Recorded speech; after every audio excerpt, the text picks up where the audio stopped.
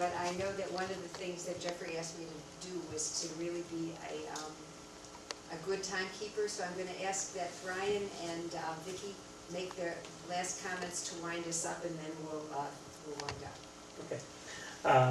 Actually, I think the observation is interesting that, first of all, the young Jews in other countries complaining about taking their cues from America is interesting because it reflects, I think, a more global phenomenon having nothing to do with Jews. That people don't want to take their cues from America anymore. And again, the digital revolution does facilitate that. And also, it's interesting that you're raising the question of should we be looking more at what goes on in America or what has gone on in America at a particular point in time where one could argue both nationally and internationally the Jewish community in America is beginning its decline, depending on how one plays with the numbers and how one defines these things. And I'm not trying to be alarmist here. You can read these numbers any way you like, but we're hitting that point where Israel's going to have more Jews, almost by any measure, soon than the United States does. And then, why would people be continuing to look to America? The other point I wanted to make in terms of Neely's comment, again, you can't make these things up. It's really strange historical irony. Jews in foreign countries, or Jews in the diaspora, in the early part of the 20th century, and even to some extent after the creation of the State of Israel, spent a fair amount of time, trying to convince some of their teenagers and young adults to start working the land, even in the diaspora. Why? To prepare themselves for the day when they would then move to the land of Israel so they could be constructive farmers. For them, to get back to Neely's earlier point, that was relevance. Right? Relevance for them was doing work that would help facilitate the Zionist enterprise and prepare the next generation of young Jews to serve the needs of the Jewish people as they understood it. Well, the fact that you might see young Jews, or older Jews for that matter, engaged in farming in Maryland, Connecticut, or Northeast Ohio, interestingly enough today, has nothing to do with Zionism, but has to do with this question of relevance and what these people feel is relevant for them. And I think that fits in very nicely with the work that you're doing anyway.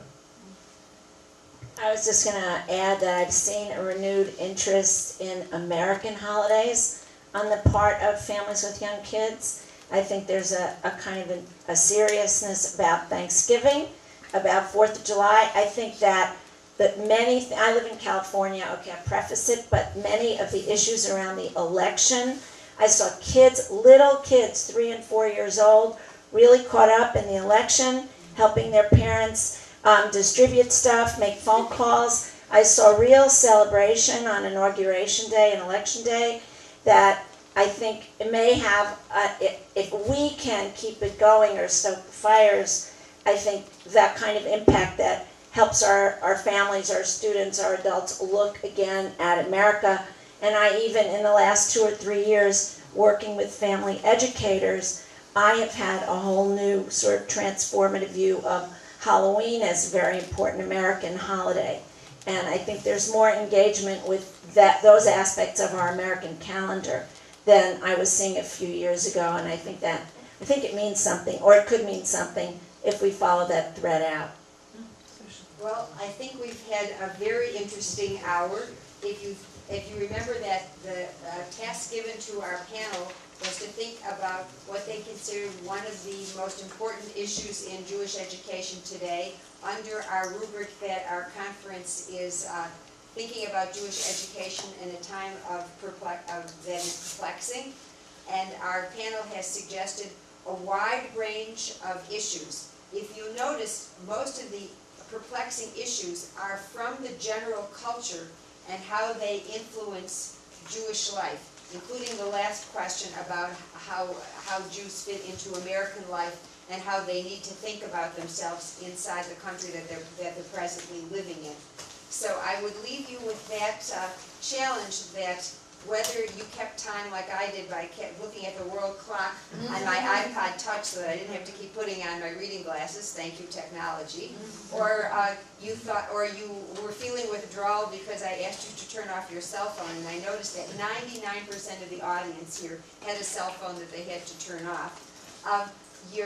we hope that you'll think about these issues, enjoy the last day of the conference tomorrow, where there will be a way to think more about this and participate in some of the workshops. And if you were one of the lay leaders or people who came just today who haven't been involved before, you may want to look at the program, and if you have some time tomorrow, see if you can stop in, find an hour in your day, and sample a little bit about what we've been studying about.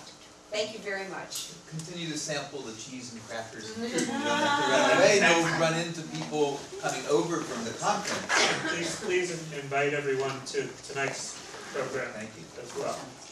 What's for dinner, Brian? Which is What's for Dinner. Vicky will be our keynote along with a community professional, Suzanne Schnetz. And that starts at 7:30 over at the college. So they'll be talking about the family without these machines. And I would also like to thank again Sylvia for the work of facilitating. Kept us As a museum staffer, enjoy the food immensely. Keep it in the lobby.